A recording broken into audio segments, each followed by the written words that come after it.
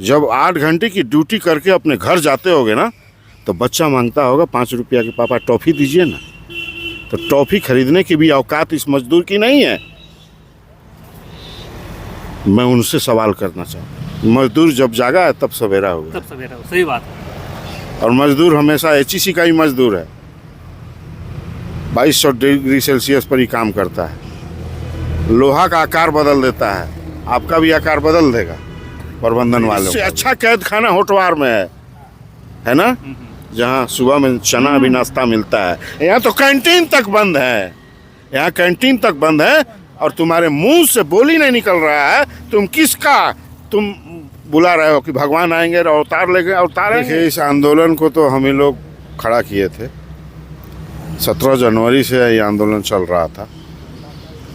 बीच में कुछ ऐसा कारण हुआ कि कुछ हम लोगों का साथी भटकाव के दौर से गुजर गया और वो लोग अपने अंदर चले गए। बाहर बच गए सप्लाई ठेका मजदूर और ये अपने संघर्ष कर रहे हैं। संघर्ष इनका एकदम बिल्कुल जायज़ है। जिसकी नौकरी चली जाए, इस कारखाना को जिसने अपना 15 साल 20 साल दिया हो, उनको तनख्वाह नहीं, उनकी नौकरी जब चली जाए, और इस उम्र में नौकरी कहाँ मिलेगा, इसी बेरोजगारी इतना चरम पर है। तो यहाँ नौकरी बचाने की लड़ाई है, HEC बचाने की लड़ाई है। और इस HEC लड़ाई बचाने की लड़ाई में हम लोग एक HEC बचाओ मजदूर संघर्ष समिति का निर्माण किया था, जिसमें 7-8 यूनियन को सबको लेकर के चल रहे थे। इसी कैंटीन में, यहाँ मजदूर कैंटीन भी चलता था। 40 दिन हमारे साथ रह करके खाना खाए, साथ में कंधा से कंधा मिला करके चले गए।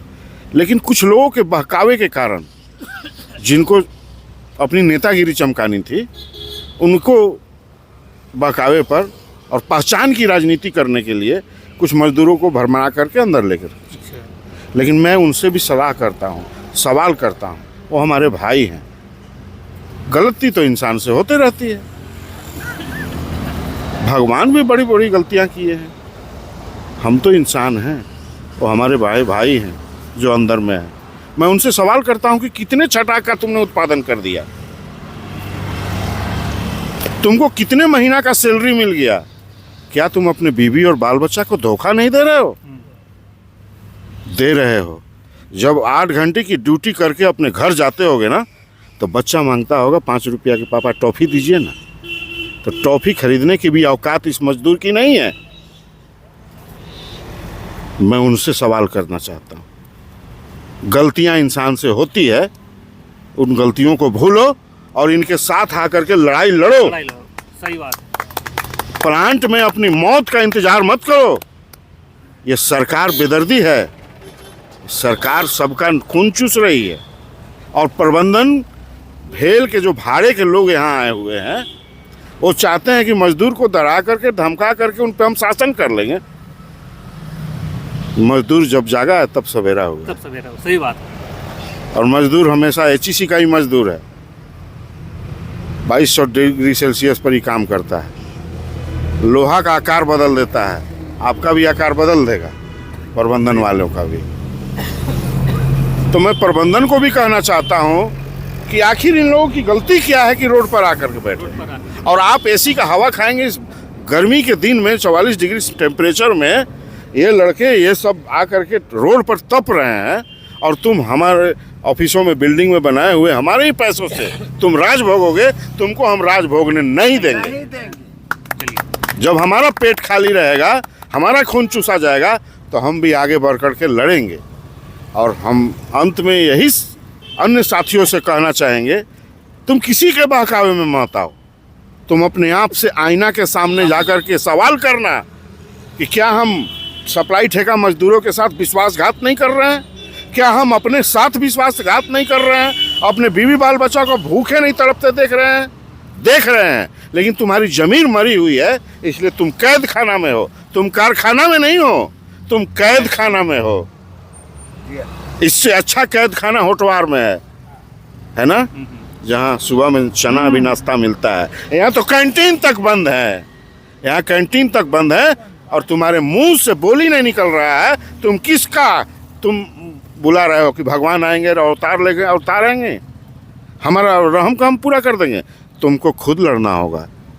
सेल का मजदूर, भेल का मजदूर आकर के यहाँ नहीं लड़ेगा, कोल इंडिया का मजदूर नहीं लड़ेगा। एक तरफ तुम्हारा पेट खाली है जी, बच्चे तुम्हारे स्कूल नहीं जाएंगे, अभी तो स्कूल का बंद है, गर्मी छुट्टियों के बाद तुमको फी भरना होगा, तुम्हारी जेब खाली है, तुमको शर्म आना चाहिए। तुमको बाजार में तुमको उधारी नहीं मिल रहा है, होटल चला रहे हो, होटल में काम कर रहे हो, रिक्शा चला रहे हो, हैं? तब तुम्हारी जमीर नहीं जग रही है। तो मरा हुआ इंसान, मैं उनको कहता हूँ, मरा हुआ इंसान कभी लड़ाई नहीं लड़ता।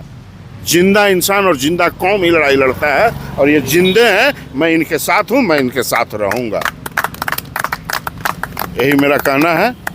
और मैं उन लोगों से विनम्र प्रार्थना करता हूँ, विनम्र, मेरे भाई हैं, वो मेरे दोस्त हैं, मेरे सहकर्मी हैं, अभी भी देर नहीं हुआ है। अगर उनको लगता है कि ये कारखाना चल रहा है, तो मैं बताता हूँ कि ये चल नहीं रहा है, ये बंद हो चुका है। बंद हो चुका है। चलने का क्या परिभाषा होगा? चलने का परिभाषा होगा कि उत्पादन हो, मशीनें चले, लेकिन कारखाना तो चल ही नहीं रहा है, मशीनें चल ही नहीं रही है, उत्पादन 1 रुपया का हो ही नहीं रहा है, और हम बैठ करके पेमेंट खूब खोज रहे हैं। तो काम पहले कहो तब ना खो, तो कमा करके चलाना होगा ना। कार्यशील पूंजी नहीं है, मटेरियल नहीं है,